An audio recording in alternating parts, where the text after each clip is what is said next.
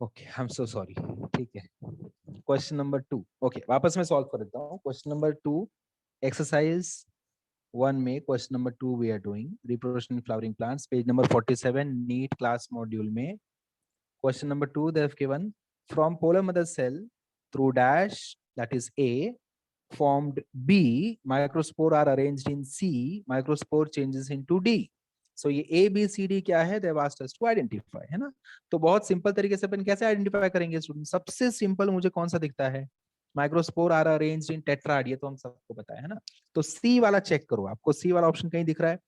ऐसा एक भी ऑप्शन नहीं है जहां पे सी में टेट्राड है एक्सेप्ट लास्ट वाला, एक्सेप्ट लास्ट। सो इसमें तो वही ऑप्शन बन जाता है, वही आपका करेक्ट आंसर बन जाएगा। और बाकी भी एक बार मैचिंग कर लो। So through meiosis formed microspores, that is tetrad of microspores, and microspores will further develop into pollen grain. अगर आपको याद है तो जब मैंने पता है नेमिंग करवाई थी, microspores also known as pollen grain also known as male gametophyte, तो मैंने आपको ये भी बोला था कि ये डेवलपमेंटल स्टेजेस हैं। बट बिकॉज डेवलपमेंट स्टेजेस हैं, ये एक ही स्ट्रक्चर को अपन ये एक ही स्ट्रक्चर डेवलप होते होते अलग अलग नाम इसको मिलते रहेंगे। डेवलप होते होते इसको अलग अलग नाम मिलेंगे, ऐसे मैंने आपको स्पेसिफाई किया था। सो ये परफेक्ट एग्जांपल है वो डेवलपमेंट स्टेजेस के बेसिस पे कैसे नाम वेरी कर रहा है। देखो, पहले उसको माइक्रोस्पोर बोलते हैं, वही पोलन ग्रेन बन जाएगा, एंड जब गैमीट आ जाएगा तो उसको तब आप बोलोगे डेवलप्ड मेल गैमीटोफाइट। कौन से स्टेज को? 3 sailed stage, if you remember, है ना, 3 sailed stage. Alright, next question number कौन सा था? Third. Okay, third. Arrange the following in a sequence of stages of microsporogenesis. तो सबसे पहले माइक्रोस्पोरोजेनेसिस क्या है, कैसे हुआ था, वो मुझे कोई फटाफट से बता दो, एंड उसको सीक्वेंसिंग कर लेते हैं। चलो वेरोनिका बता। Veronica, microsporogenesis, what is microsporogenesis, meaning of this term? It is the formation of the megaspore. Microspore. Very good, formation of megaspores. Sorry, Formation of microspores. Okay, microsporogenesis is formation or generation of microspores. शाबाश। बता Yes. Sequences क्या क्या हैं, arrange कर इनको। Okay, it starts with the anther, which contains microsporangium, which contains MMC, and it undergoes meiosis, that is the microsporogenesis, and it forms the microspore tetrad, from which it undergoes two times mitosis. Okay, let us come to the options. Veronica, options के हिसाब से बताओ फटाफट से, option के हिसाब से। Okay, first it will it is the सबसे लास्ट कौन सा रहेगा वेरोनिका? सबसे लास्ट कौन सा रहेगा? Which will be the last one, last event? release of the pollen grain. Very good, clear है ये? सबसे लास्ट कौन सा रहेगा? सबसे सिंपल आपके लिए क्या है? सबसे लास्ट वाला, release of pollen grains. Otherwise क्यों रिलीज होंगे अगर मैच्योर नहीं होता है ना? तो पहले उसको लास्ट में ले लेते हैं। चेक करो, कहीं पे भी 5 आगे गया है तो गया वो ऑप्शन। ठीक है, खत्म। अच्छा, इसमें एक और ध्यान आपको देना है स्टूडेंट्स, ऐसा भी कभी कभी, अभी ये तो क्वेश्चन काफी सिंपल था, कभी कभी आपको ऑर्डर स्पेसिफाई नहीं किया है कौन से सीक्वेंस में जाना है, सीक्वेंस वही रहेगा। सीक्वेंस मतलब क्या? लाइन से होना चाहिए, चाहे ए से जेड देखूं या जेड से ए जाऊं, उसमें भी तो एक सीक्वेंस ही है ना। अगर उल्टा जाना है, इट इज रिवर्स सीक्वेंस। तो इस केस में तो ऐसा नहीं होगा, बिकॉज ये फिजियोलॉजिकल प्रोसेस एक्सप्लेन किया है। बट ऐसा जरूरी नहीं कि हर बार सीक्वेंस इसी तरह से जाए, उल्टा भी ये लोग दे सकते हैं। इस केस में तो it is for sure fourth option अब तक लग रहा है। अपना और आगे देखते हैं, चल रोनिका और आगे बता। So next will be microspores. Means from start or the reverse type you are asking? नहीं, प्रॉपर प्रोसेस में लेकर जा।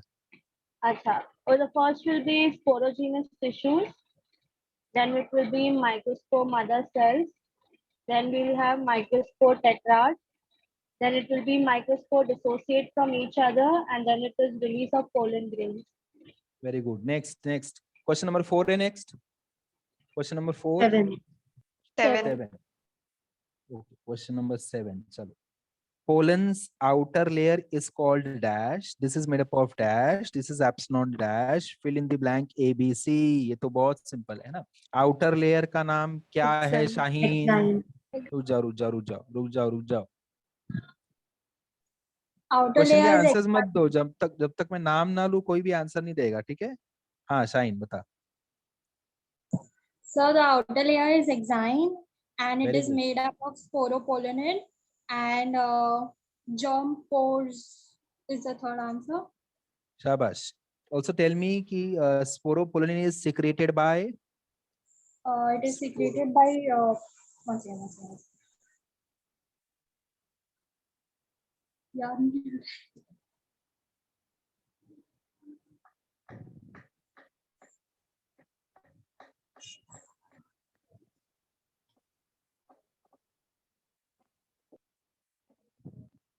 I think बारिश हो रही है. Somebody has left the tap on.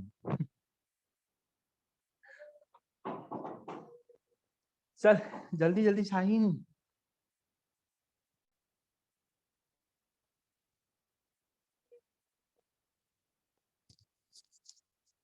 Tapetum. Tapetum, ठीक है. Tap सर एक tap. डाउट है, हाँ. जंपो तो एक्साइन पर ही होता है ना, तो उसमें उन लोगों ने लिखा कि this is absent on the jumbo, मतलब थर्ड ऑप्शन गलत है. नहीं नहीं नहीं. जंप और एक्साइन पे होता है. जंप और मतलब क्या? जहाँ पे Jump is एक्साइन the नहीं. gap जंपो between exine and intine. जहाँ एक्साइन डिसकंटिन्यूअस रहता है वहां पे that area is जंप. या यूनिपोरेट ट्राइपोरेट याद आ रहा है? नहीं समझा, मतलब अभी भी, मतलब वो समझा कि एग्जाम के बीच में गैप्स होता है तो उसे जंपो बोलते हैं. करेक्ट. But तो ये वहां पे एक्साइन statement नहीं सही रहता ना, समझा. वहां पे एक्साइन नहीं है, ओके, गॉट इट. इसलिए तो जंपोर आ गया ना. ओके. So, हाँ but Shaheen. exine is made up of exine is made up of sporopollenin. I have written that he has minute spores only. नहीं नहीं नहीं. Exine chemically it is made up of sporopollenin and which is secreted by tapetum. ठीक है. याद है tapetum का हमने दो लिखा था function. One is secretory, one is nutritive. Yes, one is secretory and one is nourishment. It provides nourishment. हाँ करेक्ट है. तो जो सिक्रेटरी था वो यहाँ पे आ गया देख आंसर में. ओके.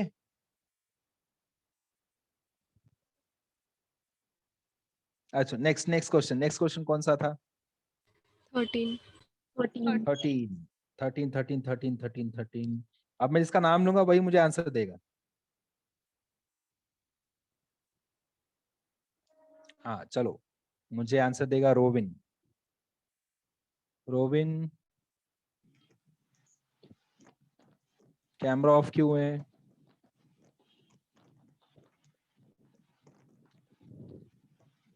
गुड.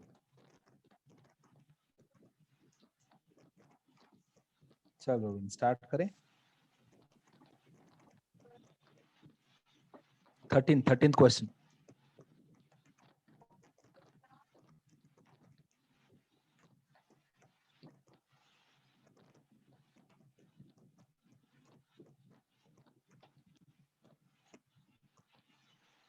क्वेश्चन रीड कर रोबिन. क्या क्वेश्चन है?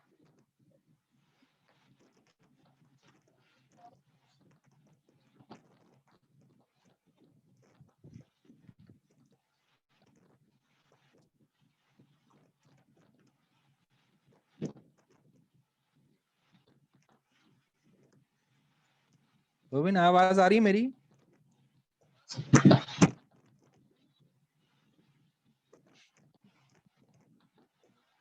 हेलो.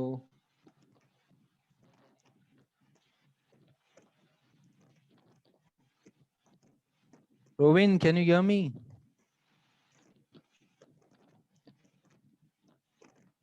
बात तो कर.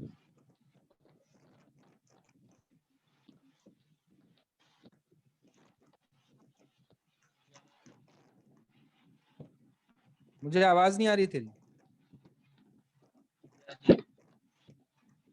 हेलो. बाकी लोगों को आवाज आ रहा है रोबिन का?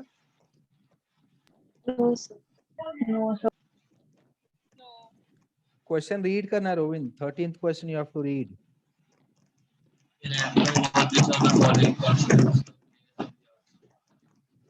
Okay. What is the answer?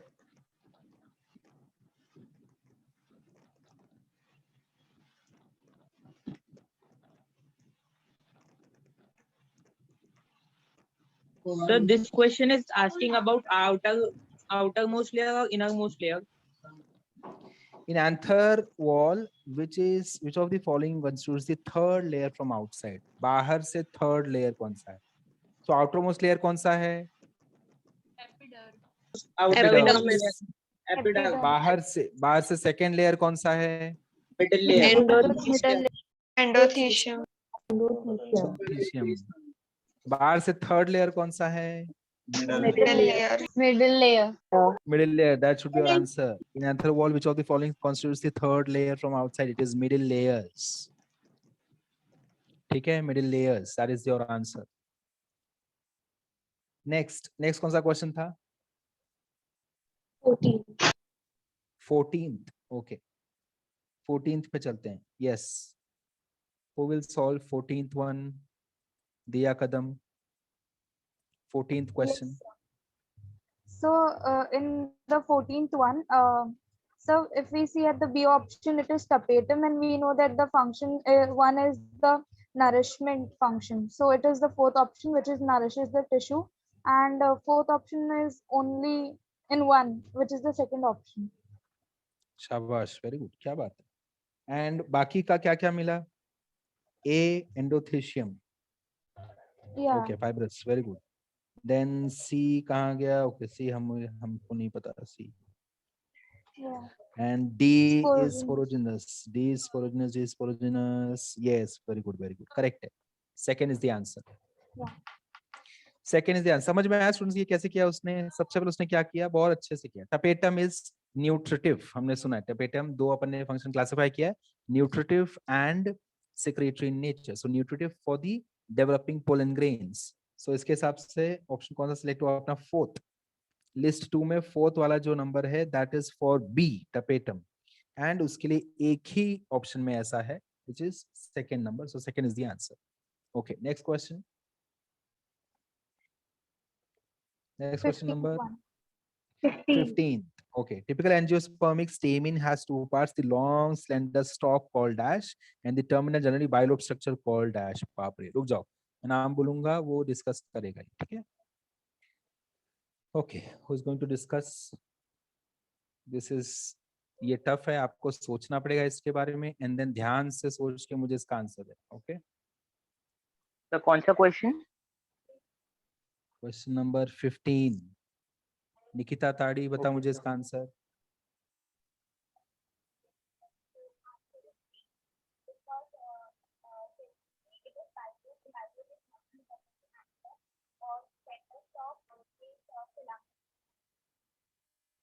Okay, correct correct. आवाज बहुत कम था but answer is right. Answer is ऐसे उंगली से दिखा 4 3 2. कौन सा आंसर?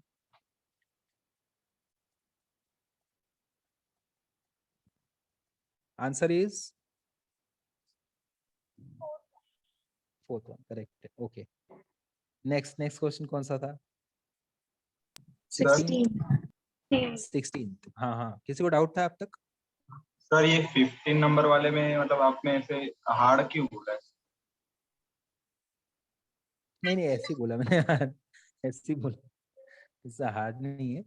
मुझे चेक करना था कौन कौन इसको हार्ड बनाता है, वो मुझे देखना था. ओके, 16th वाला देखते हैं. चलो 16th वाला स्टूडेंट्स, 16th वाला Aditya Gaikwad will solve for us. Yes sir. Yes, sir.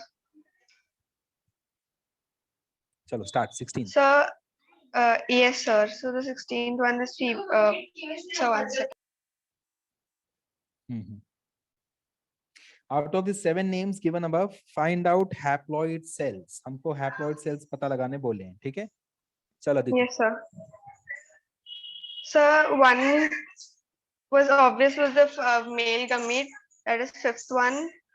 So it was an option 1, 3, and 4, and then. शाबाश, very good, very good, very good. And then also the 3rd one is an urgent cell, and so yeah, So you can, answer Aditi, you can go the other way around. Like for example, do you think nucellus cells of nucellus are haploid or diploid? Those are Those are diploid. Diploid, because nucellus is house for megaspore mother cells, correct? And megaspore mother cells are anyways diploid. So when I see Yeah. nucellar cell, that is number 6, it has to be diploid. It cannot be haploid. So Yeah. number 6, and then look at integument cell. Integuments are also diploid, right? Integuments Yeah. cannot be haploid. Okay. So when nucellus के साथ भी अगर जाता हूँ, तो 6 वाला नहीं होना चाहिए. 6th वाला नहीं है, नहीं है, नहीं. अच्छा 6th वाला एक ही में दिया भी है बाय द वे, वो तो हमने ऑलरेडी एलिमिनेट कर दिया. वेरी गुड, ठीक है. हाँ ठीक है, एक काम कर तू आदित्य, तेरा वाला ही यूज कर. चल तेरे वाले से आगे चलते हैं. Yes sir. So we'll with third one, एक तो synergids वाला हो गया और male gamete वाला हो गया, and then fourth polar nucleus भी. So ये polar nucleus. Okay okay okay. nucleus. Polar nucleus, ठीक है. Yeah. एंटीपोडल सेल क्या है? Haploid. It is haploid. It is haploid. So one is definitely haploid. Fertilized egg cell is not haploid. So 2 तो नहीं आना चाहिए. 2 कहाँ कहाँ आ रहा है? ये देख, यहीं पे खत्म हो गया. Second option में Fertilized. 2 आ. हाँ अदिति, जो फर्टिलाइज्ड egg cell है ना 2, वो सब में आ रहा है. देख, सेकेंड, थर्ड, फोर्थ, हर एक में आ रहा है except 1. Yes sir. And one has 1, 3, 4 and 5. 1, 3. Synergy is also haploid. Then fourth पे आजा, polar nucleus. Students, they have not said nuclei. They have not said secondary nucleus. Polar nucleus बोला है. It is obviously haploid. And then fifth one is male gamete. Anyways, it is haploid. So this should be your answer. Option 1 should be your answer. Option 1 should be your answer. Okay. Yes sir. Next question कौन सा है? 17 है. Next Yes, question sir. 17. Yes, Okay. Sir चलो, आपने antipodal cell को क्या बोला, haploid और डिप्लॉइड? Haploid, haploid. Okay. क्यों हैप्लॉइड बोला? देख समझ लेते हैं अदनान, हैप्लॉइड क्यों बोला. इफ यू रिमेंबर, तो हमने कहां से शुरू किया था? मेगास्पोर मदर सेल ने मियोसिस किया तो हैप्लॉइड मेगास्पोर्स दिया. दैट सेम हैप्लॉइड मेगास्पोर ने किया mitosis how many times? 3 times. So जितने भी सेल्स बनने वाले हैं ये सारे के सारे हैप्लॉइड ही होंगे. Correct? Because megaspore is haploid.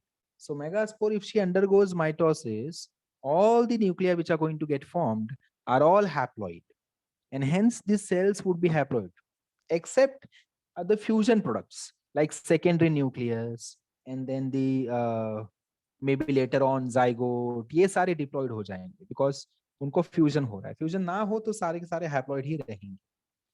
ठीक है. 17th question. मीन्स 17th जब question. मेगा जब ये सब होगा था, जैसे जब वो लोग मियोसिस भी करते हैं तब जो रहता है वो 4 हो जाते हैं, तब वो लोग स्टार्टिंग से एंड में भी एंटीपोडल सेल फीमेल, मतलब जो सेकेंडरी अपने को वो मिलते हैं, सेकेंडरी न्यूक्लियस एंड सेल सब अपने को वही मिलेंगे haploid at the end. Secondary nucleus तो फ्यूजन प्रोडक्ट है ना. सेकेंडरी न्यूक्लियस तो डिप्लॉयड हो गया बिकॉज वो 2 पोलर न्यूक्लियाई को मिला के बनता है, तो वो डिप्लॉयड हो जाएगा. समझा? एंटीबॉडीज तो लगातार through out they would be haploid only. Synergies through out would be haploid only. Okay. 17th question, Sejal Yadav. 17th question. Yes, sir.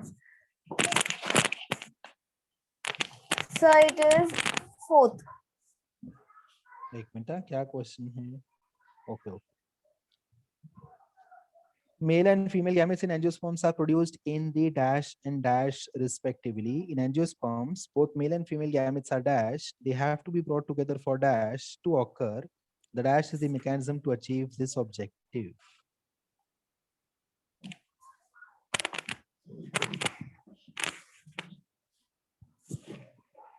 They have to be brought together for dash to occur. The dash is the mechanism to achieve this objective. Okay. Are produced from dash and dash. Are dash. Both are dash. Both are dash. Okay. So C is on motility, है ना? Motility के मामले में तो we know male gametes are motile, correct है? Male gametes are motile, students? No? Sir No, They are They are non-motile.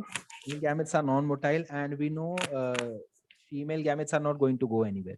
So female gamete तक हमको पहुंचाना है मेल गैमेट को, which is also non-motile. तो non-motile अगर अपन देख लें तो A option, that is option number 1 and option number 3 are gone.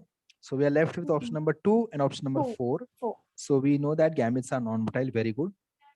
Then क्या पूछा है उसने? Then पूछा है the male and female gametes in the angiosperms are produced in dash and dash, produced in dash and dash, male and female respectively. देखो यहाँ पे भी play कर सकते हैं.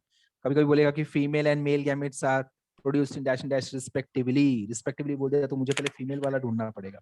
यहाँ पे male and female बोला. Male पूछे. So हाँ, very good. Male and female, male and female, male and female, male and female. Okay. Pollen grain, generative cell, nucellus, embryo sac. इसमें ओके वेरी गुड. अभी देखो सेकंड एंड फोर्थ ऑप्शन को एक बार check करो students. हमारे लिए second and fourth option in दोनों में से कोई ना कोई ऑप्शन करेक्ट होना चाहिए. So if I see second option generative cell and nucellus दिया है, तो अभी के लिए I can not rule it out. मैं फोर्थ ऑप्शन भी देखूं अगर तो अच्छा, pollen grain embryo sac okay ठीक है, एंड जनरेटिव एंड न्यूसेलस ठीक है, ये भी ठीक है. अभी मैं अगर मुझे लग रहा है कि यार ये तो इतना भी ज्यादा ऐसा कुछ अजीब नहीं है, तो I can not rule them out. So let us go back to दूसरे एंड पे जाते हैं. डी एंड ई को चेक कर लेते हैं. चलो फिर वापस इस पे आके अपन जस्टिफाई करेंगे, देखेंगे क्यों वो उन्होंने अलग अलग दिया है. They have to be brought together for dash to occur. The dash is the mechanism to achieve this. तो they have to be brought together. उनको आपस में लाना, उनको नजदीक लाना, to bring them together for fusion. So that is fertilization. Yes Shannon. option D. हाँ एक minute. So to bring them together for fusion is nothing but fertilization, correct है, and the mechanism would be pollination. That is also correct. So Shannon is correct. D, that is option number 4 is right option. है ना? सेजल ने भी 4 बोला था ना? हाँ sir. Okay that is right answer. अब आते हैं वापस मुड़ के ए एंड बी पे. स्टूडेंट्स चेक करो A and B. Male and female are produced in the dash, are produced in the dash. ठीक है, मैं ए और बी पे तो ज्यादा कमेंट नहीं करूंगा, बिकॉज क्यों कि ए एंड बी मेरे को सेकंड वाला भी रॉन्ग तो नहीं लग रहा. सेकंड वाला भी रॉन्ग नहीं है, बट सेकंड वाले में एक इश्यू है कि न्यूसेलस जो है ना, न्यूसेलस वो कुछ ज्यादा ही जनरलाइज्ड टर्म हो गया. न्यूसेलस के अंदर embryo sac, megaspore mother cell, then megaspore, then embryo sac. तो देयरफॉर फोर्थ वाले ऑप्शन में embryo sac is more specific term as compared to nucellus. ठीक है, हालांकि हमने तो जस्टिफाई कर दिया, आंसर अपने को मिल गया, फोर्थ वाला आंसर है. जस्ट टू कंपेयर तो फोर्थ वाला ज्यादा स्पेसिफिक है, एम्ब्रियो सैक. पोलन ग्रेन तो ठीक है, पोलन ग्रेन एंड जनरेटिव दोनों ठीक है, दोनों यूज कर सकते हैं. ओके नेक्स्ट क्वेश्चन ये भी यूज कर सकते हैं कि फर्स्ट, थर्ड एंड फोर्थ में ए ऑप्शन में मतलब पोलन ग्रेन ही यूज किए हैं. ओके लेकिन वो मैं वही बोल रहा, पोलन ग्रेन चलेगा, पोलन ग्रेन तो अपन यूज कर सकते हैं, जनरेटिव सेल भी चलेगा. मेन तूने जो बोला ना शैनन, नॉन-मोटाइल भी देख सकते हैं. हाँ उसके वजह से हमने सेकंड और फोर्थ सिलेक्ट किया. देन जो शैनन ने पॉइंट आउट किया इमीडिएटली, डी एंड ई के बेसिस पे खत्म, पिक्चर खत्म. चलो नेक्स्ट बताओ मुझे, नेक्स्ट कौन सा क्वेश्चन नंबर है? 20 starting from the. Okay 20th कौन सॉल्व करेगा? 20th will be solved by Disha Pingle. Solve करेगी 20th, सॉल्व करेगी दिशा?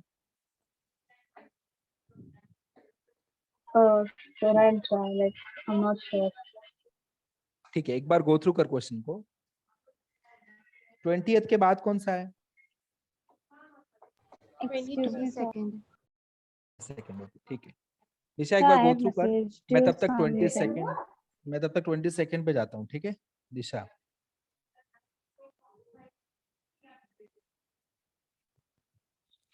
You don't have मॉड्यूल क्यों नहीं मिला अब तक? अच्छा. अच्छा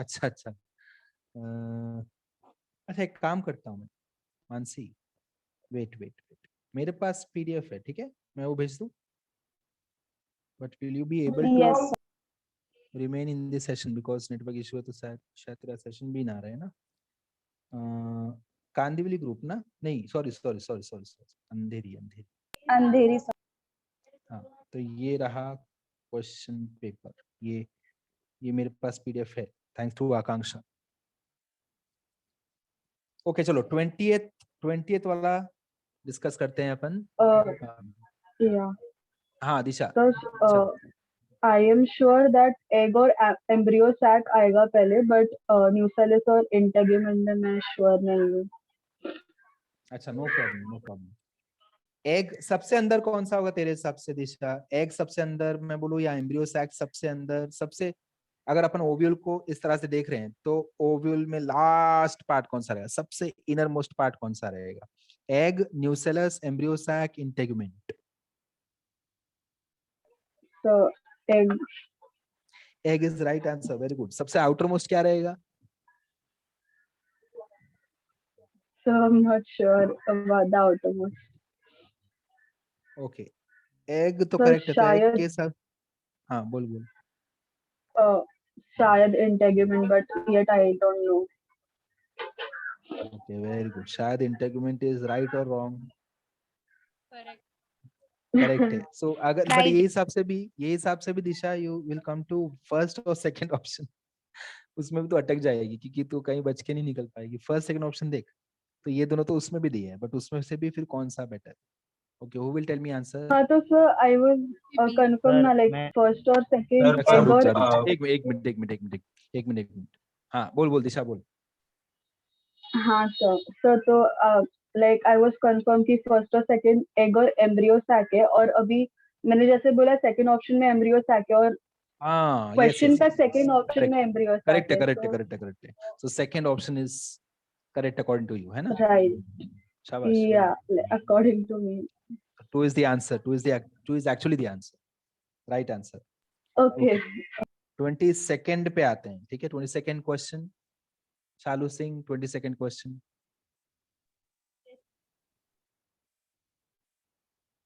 In a fertilized embryo sac, the haploid, diploid, and triploid structures are. Haploid is synergid, diploid is zygote because N and N, male and female gametes combine to form the zygote, and triploid primary endosperm nucleus because two polar nuclei combine. Very good, nicely done. So कौन सा option है? First, first option, very good, बहुत अच्छे से justify किया उसने, time ही नहीं लगा, ऐसे फटाफट उड़ा दिया उसने। In a fertilised embryo sac, yes fertilised embryo sac we can imagine कि जैसे जैसे डेवलपमेंट आगे बढ़ेगा तो सिनर्जी एंटीपोडल तो गायब हो जाएंगे, but still well done. Next question number 27। Okay 27, ठीक है। आप लोगों को ये पूरे बुक में, अभी मुझे तो नहीं मिला, बट पूरे बुक में कैलकुलेशन कहीं भी नहीं दिया है, तो मैं कैलकुलेशन वाले क्वेश्चंस भी आपके साथ आज डिस्कस करूंगा, ठीक है? कैलकुलेशन वाले जो आ सकते हैं। यस तो आपने 24 क्वेश्चन भी दिया था, बट आपने नहीं बोला था करने। हाँ 24th मत कर, 24th मत कर, बिकॉज मैंने खाली क्वेश्चन पढ़ा, मुझे लगा ठीक है, मैंने ऑप्शन नहीं देखा, मुझे लगा कि जो मैं सोच रहा था वो ऑप्शंस नहीं है, इन्होंने बाहर के दिए, तो जान दे, अवॉइड कर। 27th ना? 27 बताओ, चल नित्या बता 27th का। मैं ए या तो सी में कंफ्यूज हूँ क्योंकि इंटेग्यूमेंट तो मेगास्पोरेंजियम में आता है। एक minute. Which of the following statement best describes an ovule? अच्छा आई एम सो सॉरी, मैं देख के क्वेश्चन नहीं बोला तुझे, बट अनफॉर्चुनेटली ये वही क्वेश्चन है जिसमें तुझे डाउट था। Which of the following statement best describes an ovule? Okay मैं ए और सी में कंफ्यूज हूँ क्योंकि मेगास्पोरेंजियम आएगा उसमें और प्लस में इंटेग्यूमेंट होता है। करेक्ट है, शाबाश शाबाश। So A and 3, sorry A and 3 क्या बोल रहा हूँ, 1 एंड 3 तो करेक्ट है, 1 एंड 3 में से कोई एक होना चाहिए, 1 एंड 3 में से। Now try to identify if it dehiscence होता है क्या, if it is associated to dehiscence, does it break anytime? I don't think anther होता है, यस एंथर होता है, ये नहीं होता, ओव्यूल नहीं होता ना, एंथर जरूर होता है। तो So सी it आएगा। has to be C. Yes, 3 should be your answer. Integumented indehiscent megasporangium. 3 should be your answer. Next question number कौन सा था? 29. 29. फिलीफॉर्म तुमको डिहाइसेंट या डिहाइसेंस का मीनिंग होता है का ना? क्या बोल रहा है? वो जो दो थीका मैंने से दो थीका बनाते हैं उसमें हाँ यस यस ब्रेक नहीं, उसका मतलब होता है ब्रेक डाउन हो जाना। डिहाइसेंस मतलब क्या होता है, उसका मतलब होता है ब्रेक डाउन हो। वो डाइथीकस। अच्छा अंडरस्टूड। नहीं हाँ मैंने हाँ हाँ समझ डाइथीकस गया। लिखे हाँ हैं डाइथीकस। समझा समझा। She properly understood your doubt. So dithecus is another term. Dehiscent is another term. Dithecus is for theca, जो हम बात कर रहे थे, याद आ रहा है? ये देख ऐसा कुछ अदनान, ये देख ये हमने एंथर ड्रॉ किया था। एंथर में हमने माइक्रोस्पोरेंजिया बना दिया था। एंड देन अदिति गायकवाड़ की वीडियो में आप सबने वीडियो देखा उसका, कितने अच्छे से उसने एक्सप्लेन किया ना। Yes sir. बहुत मस्त किया। आज नीरव से मेरा डिस्कशन हो रहा था उसके ऊपर, बहुत तारीफ कर रहे थे। बोले मुझे समझा तो नहीं, बायो का है सब, बट मुझे समझ में आया कि काफी अच्छा एक्सप्लेन कर रही है, टेक्निक काफी अच्छा यूज किया। Okay so this was theca, है ना। एंड हमने, आपको याद आ रहा है अपने डिस्कस किया था स्टूडेंट्स, ये माइक्रोस्पोरेंजिया दोनों फ्यूज हो जाएंगे। सो कहीं ना कहीं एक ऐसा भी स्टेज अपन देखेंगे, है ना, ऐसे फ्यूज हो गए, देखो दोनों ये फ्यूज हो गए। एंड देन क्या होता है, देन ब्रेक होना शुरू करता है एंथर। एंथर क्रैक हो जाएगा, ब्रेक हो जाएगा। तो ब्रेक हुआ तो ऐसे इस तरह से ब्रेक होता है।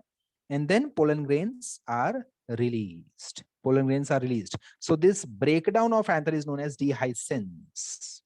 Dehiscence is that breakdown of anther. Am I clear? Adnan समझा? सर इसका Yes, sir. ऑप्शन फर्स्ट है ना? ऑप्शन रुक जा, देखने दे मुझे। ऑप्शन नहीं नहीं, इसमें तो ओव्यूल पूछा है ना, ओव्यूल थोड़ी ब्रेक होता है, ओव्यूल ब्रेक नहीं होता। सो ऑप्शन 3 होना चाहिए, इंटेगुमेंटेड इन डिहाइसेंट मेगास्पोरेंजियम। ओके सर डिहाइसेंस का ब्रेकेज ऑफ क्या कहा आपने? डिहाइसेंट का मतलब ही होता है कि ब्रेक हो सकता है या ब्रेक होगा, ब्रेक हो जाना, क्रैक हो जाना। ओके हाँ नेक्स्ट नेक्स्ट। अच्छा हाँ, मैं आई वाज आस्किंग कि एनसीईआरटी में आपको ये वर्ड मिला क्या, फिलीफॉर्म अपैरेटस? यस सर, दिया हुआ है। ओके गुड, ठीक है। चलो 29th क्वेश्चन नंबर।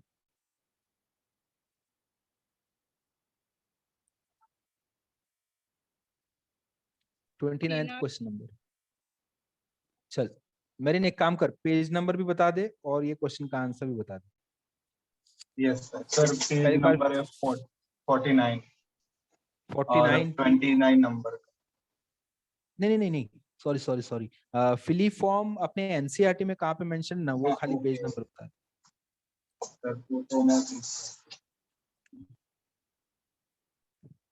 आंसर बता दो सर, बाद में बताता हूँ पेज। हाँ हाँ बता बता। Okay sir. तो सर माइक्रो ए आएगा सर, माइक्रोपाइलर पे ही आना चाहिए। Any reason for that students, micropylar पे क्यों आ रहा है? अभी अभी मैंने थोड़ी देर पहले आपको बताया, सिनर्जिट से एसोसिएटेड फिलीफॉर्म अपैरेटस। सो सिनर्जिट्स कहाँ है, चलाजर एंड पे कि माइक्रोपाइलर एंड पे? माइक्रोपाइलर। पोलन ट्यूब को एंटर करने के लिए, मतलब वहां पे micropylar and pollen tube has to enter through synergids, and we know by the diagram of developed female gametophyte that synergids are present towards the micropilar end, correct? Therefore answer has to be synergid A या C में से एक, and A is correct. 1 Sir, it is given on page number 27 NCERT. Okay, very good. NCERT page number 27. ठीक है, आगे चले। कौन सा क्वेश्चन नंबर था नेक्स्ट? 48। कौन सा? 48। 29 के बाद सीधा 48 था? बिकॉज़ बीच में पॉलिनेशन आया। हाँ ओके ओके ओके, ठीक है। 48 कौन बताएगा? नितेश बताएगा? अर्शिया बताएगी। वेट नितेश, चलो Arshiya. Question number 48। Yes, sir. So the option is 4 because one male gamete fuses with the egg and the other male gamete fuses with the secondary nucleus. So the option is 4. and that's called double fertilization. Yes, yes, yes. Perfect. Double fertilization is where we are using both male gametes. One of the male gametes fuses with the female gamete, and the other male gamete will fuse with the secondary nucleus. Secondary nucleus कहाँ से मिला हमको Arshia? Secondary nucleus is by the fusion of the two polar nuclei. Very good, very well done. शाबाश. अर्शिया ये chapter पे video बना रही है या कुछ कंटेंट बना रही है? Yes, मतलब only half is done, like little is remaining. Okay, कोई बात नहीं. क्या बना है? हाफ वीडियो बना है कि क्या बना है? Video. Okay, very good. तो भेज मुझे, एटलीस्ट वो अपलोड तो करूं मैं. पार्ट 1 कर दूंगा मैं, Arshiya part 1. Okay. Okay, then part 2 मुझे भेज देना. तो पार्ट 2 में you have to complete the chapter. ठीक है, बाकी चैप्टर मुझे भेज देना. Okay. ओके. Next question.